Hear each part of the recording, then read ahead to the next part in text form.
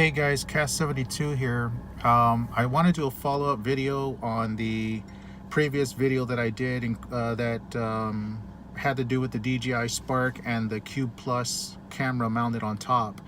So today I'm going to take the DJI Spark out on a full charge and test the excuse me, I'm going to test a couple of things on it. I'm going to test the battery life with the Cube Plus mounted on top now, see how long of a flight we get. Also, I'm going to go ahead and compare the two videos. I'm going to compare the drone DJI Spark 1080p gimbal footage alongside with the Cube Plus at 1440p, and we're going to see the difference between the two, and hopefully you'll see the reason why I went ahead and did this mod, because from what I'm believing I'm going to see is there's going to be a much better picture quality on the Cube Plus as opposed to the 1080p on the Spark itself.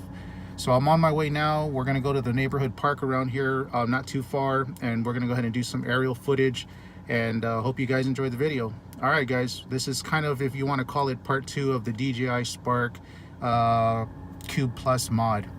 All right guys, peace out. Hope everyone's doing well.